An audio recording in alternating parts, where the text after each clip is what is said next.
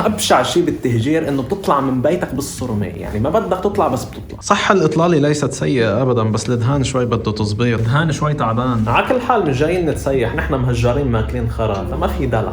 الدلع بده يروح، الدلع ببيتك بده يروح. اللي ما بيعرف شو صار هاليومين، كنا مفكرين إنه الدنيا رواق ورمضان وكيوت وكذا، فهمت علي كيف؟ كنت صائم مثل هالمليارين مسلم على هالأرض. أذن المغرب أفطرت، من بعدها ضليت سهران للساعة 3، لأن بتعرف كل يلي بيصوموا بيحبوا يسهروا، بيضلوا سهرانين لحد ما يتسحروا، بيصلوا الصبح وبيناموا. فسهرت مثل هالبني ادمين، تاكل لك شيء من هون، تحضر لك شيء من هون، تلعب لك شوي من هون. فالساعة 3 بنص الليل، ما لقيت الا بنص الليل قبل ساعتين من السحور، يعني حرفيا سحورك هو انك اكلت خرا ذاك الليل. بلش الغارات، لبنان كله بلش يرقص، ضربوا بيروت، ضربوا جنوب، ضربوا بقاع، ضربوا ما بعرف وين، ضربوا ضحدش، بوم بوم بوم. ضليت صابر بيني وبين حالي، يقول لي عمي ضربت محدودي، ضربت محدودي، يقعد كذب على حالي، ضربت محدودي اخر الليل. مستحيل تولع حرب. ضلت مستمرة لحد ما قلت بيني وبين حالي بس ما في امل، واضح انها عم تولع، واضح انه بس الضربات عم بتزيد، لانه بلشت حرفيا تتكاثر الضربات، ضربات ورا ضربات اكثر واكثر. لما تهجرت ما كنت عارف انه التهجير هو لوحده حرب، يعني اذا بتيجي بتسالني على اي بتحس فيها رعب اكثر، الانفجارات مع طيران الاف 16 اللي فوق راسك، والله انك تروح تركب بالسياره تتهجر،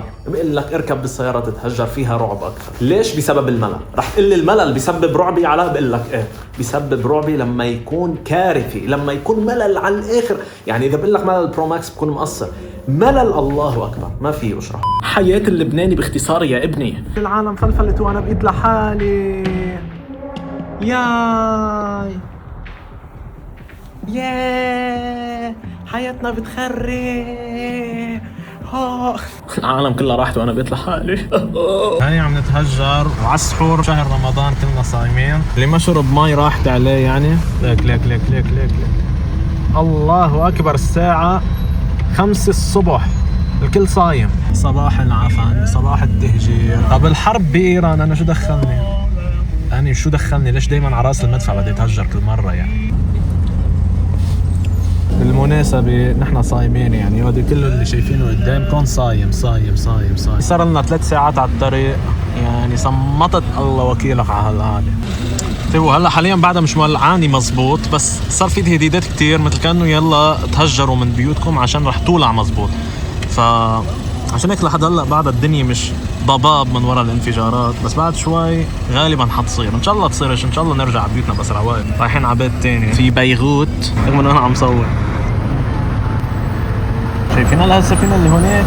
منشي، يا ريتني طالع على، يا ريتني مستاجر لي شي غرفه فيها، رغم انه انا عم صور. الزوم اخو شليتي والله. يعني خذ لك على هالوقفه الخرا، صار لنا ساعتين نفس الوقفه. اضطرينا نفتح الباب عشان نريح شوي اجرينا، كل شيء تشنج. كل ساعة بنمشي سنتي، يعني عاد من هلا ما نوصل على بيروت بعد بالحرف الواحد 7 ساعات بعدنا على الطريق. قاعدة وحدة نفس القعدة. اللي بيأذي مش الحرب بنفسها، لا هي الطريق بهالشكل. لما تكون الطريق بهالشكل هي الحرب. تفتح الباب بس عشان تمد اجرك هيك، لأن اجرك شنجت. وبعدني مش نايم بهالوقت، لازم اكون نايم برياح. صارت الساعة تقريبا 1 وبعدنا على نفس الطريق. حار يا شباب، عم بجر سيارته، يعني الواحد بيظهر بسيارته لهي تشيله ويشيل عائلته فيها. هلا هو شايل عائلته، شايل السيارة بالطريق بس عشان يتهجر.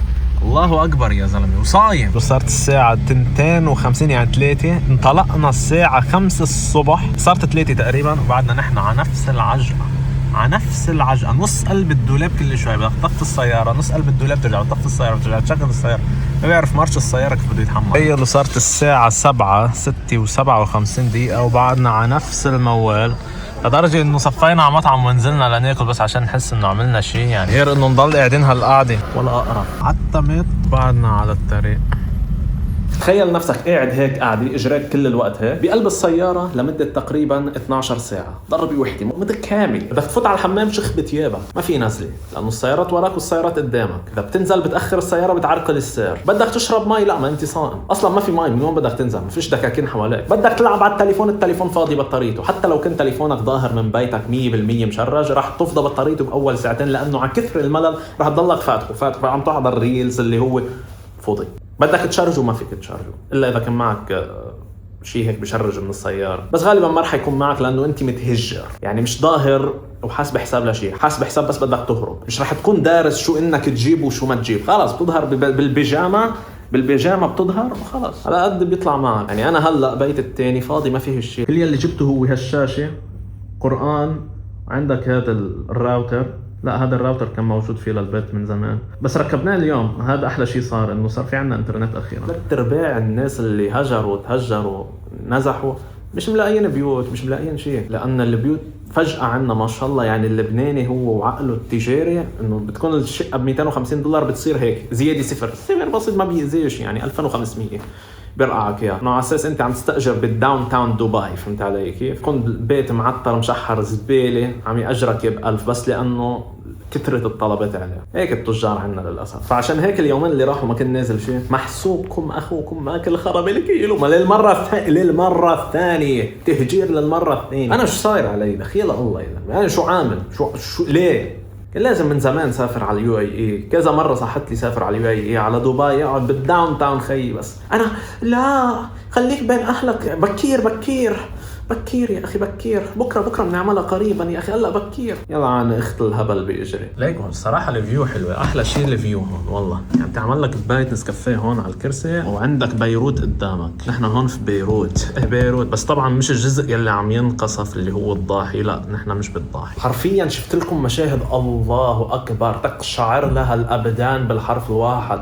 ما بعمري كنت اعرف شو يعني تقشعر لها الابدان. ما كنت حاسس فيها الشعور. تخيل بنت امراه حامل ولدت بنص الطريق. هي كيف بدها تروح على المستشفى؟ ما فيها تروح على المستشفى. بنص الطريق بالعجقه بهالاخبار ولدت. لا مستشفى لا شيء. طب يا اخي اي حدا صاير عنده حاله طارئه، انسان كبير بالعمر معه مرض معين، معه ربو، معه اي شيء، بلش يخنق، لوين بيروح بهالعجقه؟ ما عنده الا حل واحد، خلص يروح عند ربه يتشهد خلص عارفها رايح يعني. ما في لا مستشفى ولا شيء. بتطير يعني بتفعل هيك تكتب لك كود وبتطير فوق السيارات. ما فيش منها. بالليل حرفيا شفت ناس بلشت تنام بسياراتها. يعني تسكر الشبابيك السياره وتنام. ما عندهمش مكان يروحوا عليه. الدنيا شتويه اذا بردان بالليل ما في حرام. فما عندكش ولا حل غير انه يمكن تبول بثيابك بلكي بتدفى شوي.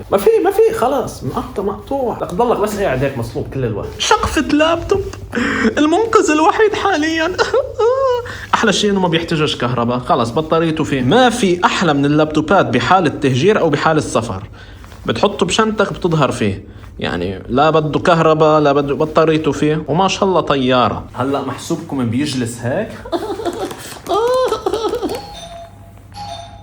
في حدا عم بدق.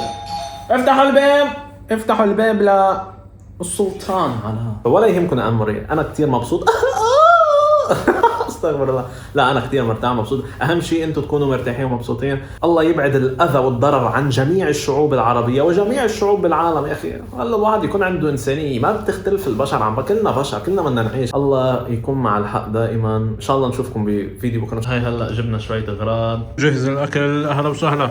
كريسبي مع شويه بطاطا. ناقصنا كاتشب. اذا نسينا نجيب الكاتشب.